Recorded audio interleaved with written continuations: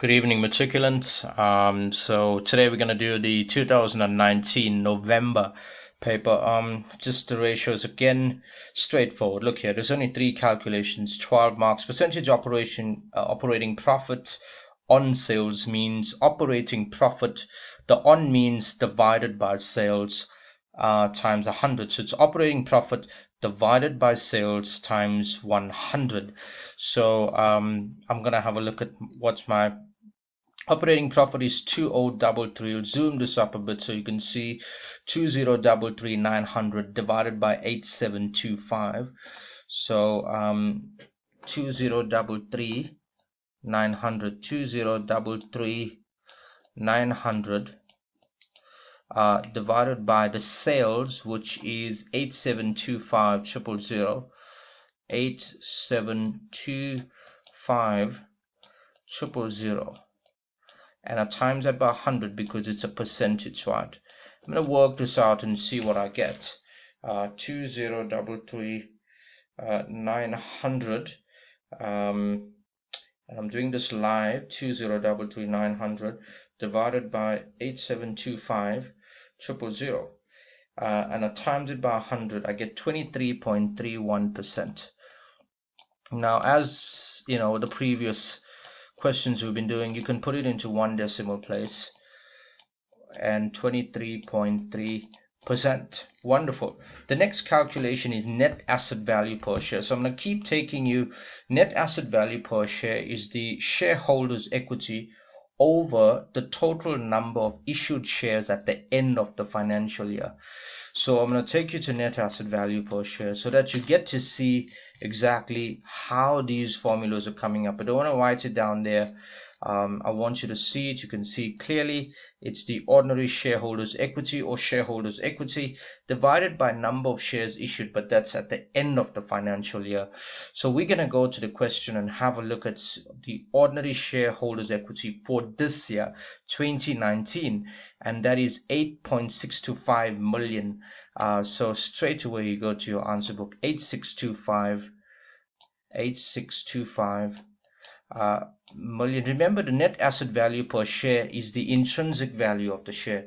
It is the realistic picture of the value of shares in the business. And so if you look even here, it tells you that it's the realistic value on the performance of the shares undertaking over the years and the growth of the business, including acquisition of assets and additional shares being issued. So it's a very realistic value of your share.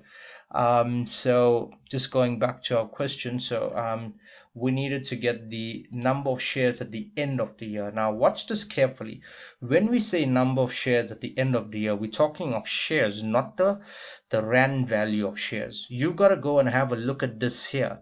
Now they've given us the end value, which is 1.24 million. 1240000, but just say they never give it to you.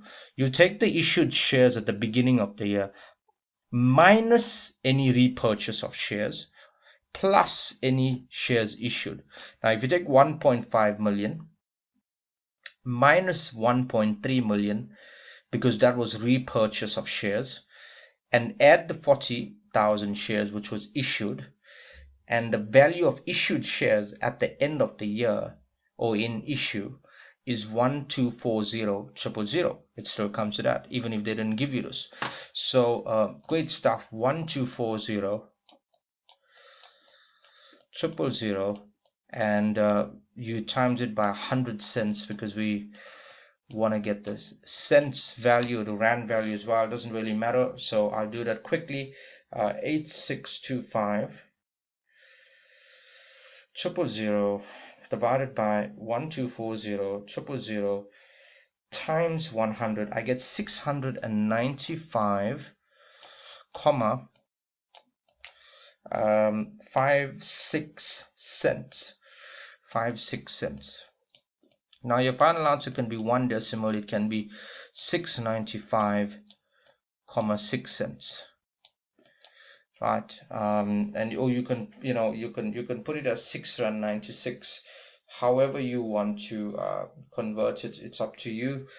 or 696 cents. Now the last one today we're going to do is the debt equity ratio. Now your debt equity ratio, I'll take you again, debt equity ratio is part of our risk ratios and gearing,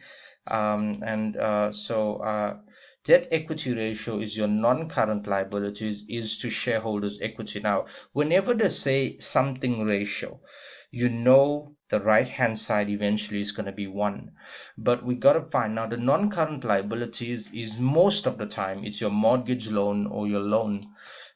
So you're going to go here and you look for the loan. You can see Funza Bank 3.5 million straight away, 3.5 million.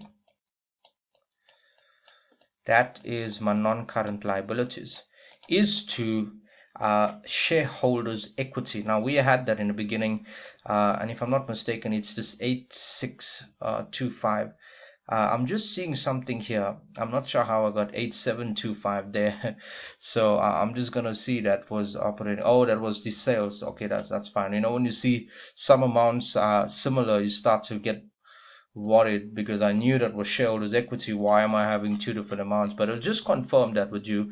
8625 shareholders sales, brilliant. Guys, these are very important things because in an exam, anxiety can kick in and you wonder how come you got two different amounts. So it's nice to just go and double check. You know, that's what auditors and accountants would usually do to verify. All right. So shareholders equity 8625. So that is what's going to go here, 8625. It's always non-current liabilities is to shareholders equity 8625 000. The right hand side is always going to be 1, and to get the left hand side you take the left amount and you divide it by the right hand side. So 35,000 divided by 8625 000, and I get 0,405. So it's more like 0,41. 0,41 is to 1 because 405, that 0 will change to 1 if I put it to 2 decimal places. And this is more 0,4 is to 1 because we want it to be ratios, we put it 1 decimal place. That's it. So 2019, very easy paper in terms of ratios, and I hope that this was a blessing to you, that you will now start to understand ratios. And if you have any questions, maybe you want a booklet or you want some information, you can email me at showyready@gmail.com. I will be there to assist you wherever I can, and just keep watching the videos, subscribe, pass it on to your friends. We want to help as many people as possible during this exam because we realize of the impact of COVID-19. And so showyready@gmail.com. Send in your email. Maybe you have a question, maybe your friends you have a question, and then I can then do a video around that particular question. But most of my videos will cover the past paper, so you should be fine. Alright, so all the best and enjoy it. I am going to do a couple of videos on cash flows, and income statements, balance sheets, working out fixed assets. So that's going to come in a couple of days from now. God bless you and take care.